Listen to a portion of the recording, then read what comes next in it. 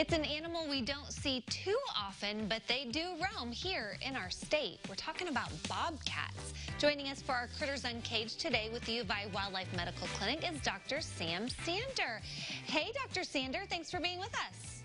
Yeah, thanks for having me. It's great to be here. Well, so bobcats, you recently had one there at the clinic. Are those native here in Illinois?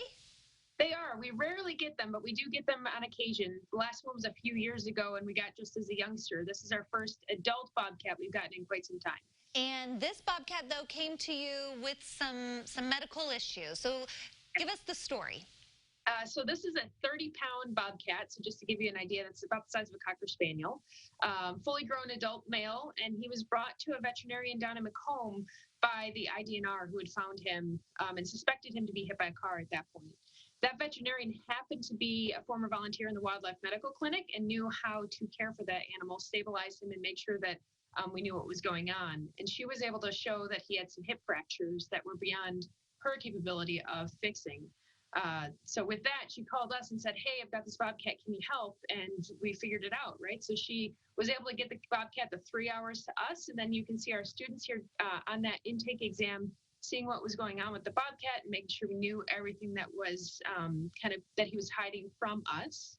And this case went through the entire hospital. We worked with specialists in our orthopedic surgery service, anesthesia, radiology, clinical pathology, emergency and critical care, as well as, of course, our Zoo Med service to make sure that this cat got a thorough once-over and we knew all of the things he was hiding from us. Yeah, well, what a great opportunity for the students there who may not normally get to work on a bobcat. Great experience there.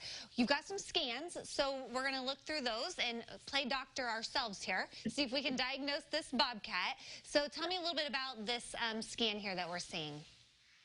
So this is the CT scan. So we knew that this bobcat had some hip fractures based on x-rays that the other doctor had been able to take. And so we went ahead and actually did a CT scan of this bobcat to know exactly how bad his hip fractures were. So you can see him here going in the scanner. And we worked with our radiology service and, again, the orthopedic surgery service to be able to make this happen and to be able to plan this surgery. And we were able to see he had fractures on both sides of his hips that were affecting how he would be able to walk and jump. And these guys need to be able to jump more than 10 feet in a single leap.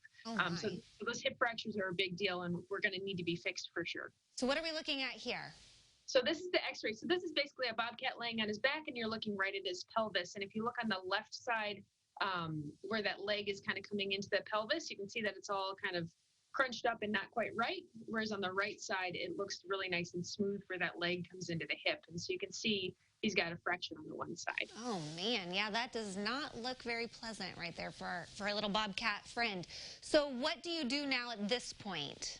Well, so leading up to this point, I should have probably given kudos to our facilities department as well as our director for the veterinary teaching hospital who moved mountains to make sure that we had safe caging for this bobcat, to make sure that we had somewhere we could keep him that was safe for him, but also safe for all of our students who were working with this bobcat, which is not a species that we often get to see, like I said.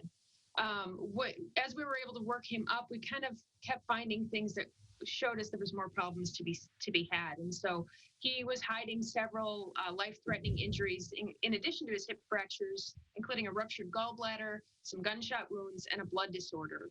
Oh, my word. Yeah, yep. So all he would show us externally was that signs of that hip fracture, but he had a lot going on. Most of it probably is associated with his suspected hit by car, but not all of it, certainly. Some of it was more chronic in nature. So well, and I'm sure the car didn't shoot him and give him those gunshot wounds. Is there a hunting season for bobcats, or? There is not. There are some opportunities for like self-defense to shoot bobcats, but unfortunately most of the time it is people behaving badly. Oh, well, that's unfortunate. And then it was also unfortunate that he didn't have the best ending. Yeah, so unfortunately, all of his problems in concert basically made it that his survival was extremely unlikely. And so we did end up having to put him down. And while this case didn't end the way we really wanted it to, it was a phenomenal collaborative event. And we are so proud of what we were able to do for this bobcat and all of the learning opportunities from our faculty and to our students.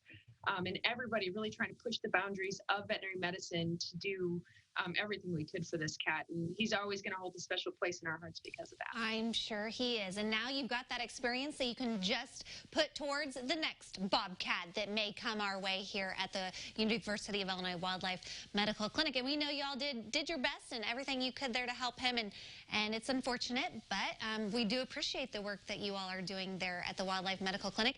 If anyone has questions, maybe they run across an animal in need, they can reach out to you all. Absolutely. We accept animals 24 hours a day. We answer the phones at least twice a day. You're welcome to call and leave a message. We answer as much as we can. The students are in class, so there's some limitations there. But hey, they are in class. That's exciting. We've got students. Yes, and they are in class, exactly. So gotta find the positive. Yeah. Well, thank you so much for sharing that story. Interesting. You just don't hear about many bobcats around here in central Illinois. And we will have all the information on how you can learn more about the services they're providing there at the Wildlife Medical Clinic on our website, ciliving.tv.